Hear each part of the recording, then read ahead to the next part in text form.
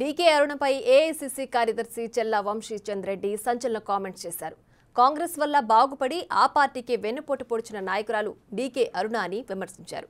2019 ఎన్నికల్లో మహబూబ్ నగర్ ఎంపీగా పోటీ చేయడానికి 15 కోట్లు డిమాండ్ చేసిందని అన్నారు. డబ్బులు డిమాండ్ చేసిన మాట నిజం కాదా అని ఆయన ప్రశ్నించారు. శ్రీరాముని మీద ఒట్టేస్తే రాజకీయ సన్యాసం చేస్తానంటున్న వంశీచంద్ రెడ్డితో మా ప్రతినిధి శంకర్ ఫేస్ టు ఫేస్. ఉమ్మడి పాలమూరు జిల్లాలో ప్రధాన పార్టీలన్నీ కూడా పార్లమెంట్ ఎన్నికలపై దృష్టి సారించాయి. మేజర్గా మహబూబ్ నగర్ పార్లమెంటు నియోజకవర్గం నుంచి ఏఐసీసీ కార్యదర్శి అదేవిధంగా కల్వకుర్తి మాజీ ఎమ్మెల్యే వంశీచంద్ రెడ్డి కూడా పూర్తి స్థాయిలో కలిదిరుగుతున్నాడు. ప్రస్తుతం మనతో ఆయన ఉన్నారు, ఆయనతో మాట్లాడదాం. సార్ చెప్పండి సార్, రాబోయే పార్లమెంట్ ఎన్నికలు ఎట్లా ఉండబోతున్నాయి? పోటీ దేనికి అని మీరు అనుకుంటున్నారు? పోటీ టీఆర్ఎస్కి బీజేపీకి మధ్యన పోటీ ఉంటుంది రెండవ స్థానం కోసం. ఖచ్చితంగా తెలంగాణ రాష్ట్రంలో మహబూబ్ నగర్లోనే కాదు, తెలంగాణ రాష్ట్రంలో 17 లోక్సభ నియోజకవర్గాలలో 12కి తగ్గకుండా కాంగ్రెస్ పార్టీ గెలవబోతుంది. ప్రత్యేకించి మహబూబ్ నగర్ నియోజకవర్గంలో కాంగ్రెస్ పార్టీకి ఎదురే లేదు. స్వయంగా ముఖ్యమంత్రి గారు ప్రాతినిధ్యం వహిస్తున్నటువంటి కొడంగల్ నియోజకవర్గం మహబూబ్ నగర్ లోక్సభ స్థానంలో ఉంది. అలానే మహబూబ్ నగర్లో ఉన్నటువంటి 7 అసెంబ్లీ స్థానాలకు గాను 7 అసెంబ్లీ స్థానాలలో కాంగ్రెస్ పార్టీ మొన్న జరిగినటువంటి ఎన్నికల్లో గెలవడం జరిగింది.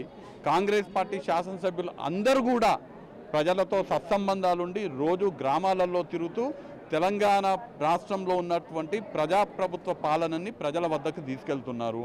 ప్రభుత్వం యొక్క ఫలాలని నిజమైన లబ్ధిదారులకు అందే విధంగా శాసనసభ్యులందరూ కూడా కష్టపడి పనిచేస్తున్నారు. ప్రభుత్వం మంచిగా పనిచేస్తుంది. మేము ఇచ్చినటువంటి 6 గ్యారంటీలలో 2 ఆల్రెడీ రాజీవ్ ఆరోగ్యశ్రీ, అలానే మహిళలకు ఉచిత బస్సు ప్రయాణం ఆల్రెడీ మేము అమలు పరుస్తున్నాము. ఎన్నికలకు ముందు మిగతా 4 కూడా అమలుపరిచే ప్రయత్నం జరుగుతున్నది. ప్రజలందరూ కూడా సంతోషంగా ఉన్నారు.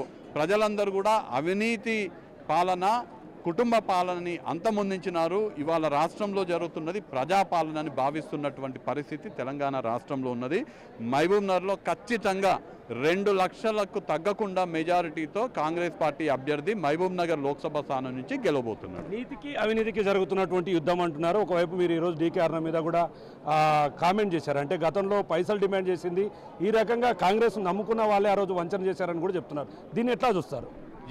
ఇది ధర్మానికి అధర్మానికి మధ్య జరుగుతున్నటువంటి యుద్ధంగా నేను భావిస్తాను. నిజంగానే నేను చాలా స్పష్టంగా చెప్తున్నాను. 2019 లోక్సభ ఎన్నికల సందర్భంగా డీకే అరుణ గారు కాంగ్రెస్ పార్టీ నుంచి నాకు 15 కోట్లు ఇస్తే నేను ఎంపీగా మహబూబ్ నగర్ నుంచి పోటీ చేస్తా అని అందరి సమక్షంలో చెప్పడం జరిగింది.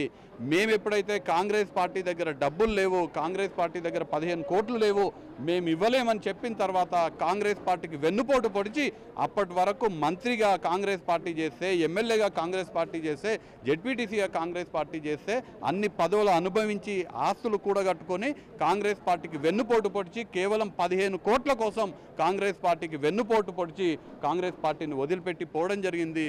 దాన్ని నేను పదే ఇవాళ చెప్పడం జరిగింది. నేను వారికి సవాల్ కూడా చేస్తున్నా.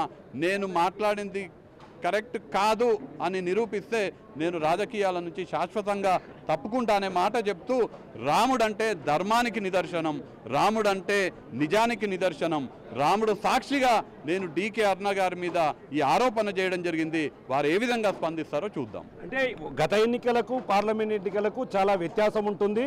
కేంద్రంలో ప్రధానమంత్రి నరేంద్ర మోడీ ప్రధానమంత్రిగా ఉన్నాడు కాబట్టి ఈ పార్లమెంట్ ఎన్నికల్లో విజయం తామేనంటూ కూడా పూర్తి స్థాయిలో ధీమా వ్యక్తం చేస్తున్నారు. దీనిపై మీరేం చెప్పదలుచుకున్నారు? దీనిపైన విజయం ఎవరిదనేది పక్కన పెడదాము. గతంలో నరేంద్ర మోడీ ప్రధానమంత్రిగా ఉన్నాడు కదా. నరేంద్ర మోడీ ప్రధానమంత్రిగా ఉంటే వీళ్ళు ఎవరైతే ధీమా వ్యక్తం చేస్తుండ్రో వాళ్ళు నరేంద్ర మోడీ దగ్గరకు పోయి మన పాలమూరుకి ఎన్ని నిధులు తీసుకొచ్చిండ్రు, ఏమేం ప్రాజెక్టులు తీసుకొచ్చిండ్రు, పాలమూరుకు సంబంధించినటువంటి ప్రాజెక్టులకు ఏదైతే స్పెషల్ స్టేటస్ ఉంటుందో అది తీసుకొచ్చిండ్రా, జాతీయ హోదా తీసుకొచ్చిండ్రా మన పాలమూరు రంగారెడ్డి ప్రాజెక్ట్కి, లేదంటే మన పాలమూరుకి రావాల్సినటువంటి కృష్ణా జలాలలో మనకున్నటువంటి హక్కుకి సంబంధించిన ఏదైతే హక్కుని కేంద్ర ప్రభుత్వం నుంచి ఏం సాధించిండ్రు నరేంద్ర మోదీ ప్రధానమంత్రి ఉంటే? కొత్త రైల్వే లైన్ తీసుకొచ్చిండ్రా, కొత్త ఇండస్ట్రీ ఏమైనా పెట్టినరా మహబూబ్ నగర్లో, సెంట్రల్ యూనివర్సిటీ ఏదైనా మహబూబ్ నగర్లో పెట్టినరా? మన మహబూబ్ నగర్ జిల్లాకి నారాయణపేటకు వచ్చినటువంటి సైనిక్ స్కూల్ వస్తే దాన్ని కూడా అంటే కాపాడుకోలేనటువంటి పరిస్థితి ఉన్నది. నరేంద్ర మోడీ ప్రధానమంత్రిగా ఉన్నప్పుడు ఈ నాయకులు మన మహబూబ్ నగర్కి ఏం సాధించిందో చెప్పాలని నేను ఇవాళ అడుగుతున్నాను. ఒకవేళ ప్రజలు మిమ్మల్ని ఆశీర్వదిస్తే మీరేం చెప్పదలుచుకున్నారు, మీరేం చేయదలుచుకున్నారు ఆ మహబూబ్ నగర్ పార్లమెంట్కి సంబంధించి? మహబూబ్ నగర్ పార్లమెంటుకి ప్రజలు కాంగ్రెస్ పార్టీ అభ్యర్థిని ఇక్కడ గెలిపిస్తే రాష్ట్రంలో కాంగ్రెస్ పార్టీ అధికారంలో ఉన్నది, కేంద్రంలో కూడా కాంగ్రెస్ పార్టీ అధికారంలోకి రాబోతుంది. ఇవాళ రాహుల్ గాంధీ గారు కన్యాకుమారి నుంచి కాశ్మీర్ వరకు 4080 కిలోమీటర్ల పాదయాత్ర చేసి దేశ ప్రజలందరి వద్ద నాయకుడు అంటే రాహుల్ గాంధీ లాగా ఉండాలి, మాకు ప్రధానమంత్రి అంటే రాహుల్ గాంధీ లాగా ప్రధానమంత్రి ఉండాలని చాటి చెప్పే పరిస్థితి వాళ్ళ భారతదేశంలో ఉంది. రాష్ట్రంలో కేంద్రంలో కాంగ్రెస్ అధికారంలో ఉంటుంది. మీరు చూస్తారు, మహబూబ్ నగర్ ప్రజలు చూస్తారు, కాంగ్రెస్ పార్టీ ఎంపీగా గెలిచి కాంగ్రెస్ రాష్ట్రంలో కేంద్రంలో అధికారంలో ఉంటే మహబూబ్ నగర్ ఏ విధంగా అభివృద్ధి చెందుతుందో మహబూబ్ నగర్ ప్రజలు చూస్తారు. ఖచ్చితంగా ఎన్నికలకు పోయే ముందు మేము మహబూబ్ నగర్ లోక్సభ నియోజకవర్గానికి సంబంధించి కూడా మేనిఫెస్టో విడుదల చేయబోతున్నాము. మహబూబ్ నగర్ ప్రజలకు మమ్మల్ని ఎన్నికల్లో గెలిపిస్తే మేము ఏమేం అభివృద్ధి పనులు చేస్తాము, ఏమేం ప్రాజెక్టులు తీసుకొస్తాము, ఏమేం నిధులు తీసుకొస్తాం అనేది చాలా స్పష్టంగా వివరించిన తర్వాతనే ఎన్నికలకు పోతాము. చూస్తున్నాం, రాబోయే ఈ యొక్క పార్లమెంట్ ఎన్నికలు నీతికి అవినీతికి, ధర్మానికి అధర్మానికి జరుగుతున్నటువంటి యుద్ధం లాంటివని. ఖచ్చితంగా ఈ యొక్క పార్లమెంట్ ఎన్నికల్లో కాంగ్రెస్ పార్టీ విజయకేతనం ఎగరవేస్తుంది. కాంగ్రెస్ పార్టీ వల్ల ఎవరు లాభపడ్డారో వారు కూడా కాంగ్రెస్ పార్టీకి వెన్నుపోటు పొడిచి ప్రధానంగా డబ్బులకే ప్రయారిటీ ఇవ్వడం ఎంతవరకు సమంజసం అంటూ కూడా ఏఐసిసి కార్యదర్శిగా ఉన్నటువంటి చల్లా వంశీచంద్ర రెడ్డి చెప్తున్నటువంటి పరిస్థితి కనిపిస్తుంది. ఇది ఓవరాల్గా దీనికి సంబంధించినటువంటి latest update. Camera person Nagesh Shankar Goud, big TV, Mahbubnagar నుండి.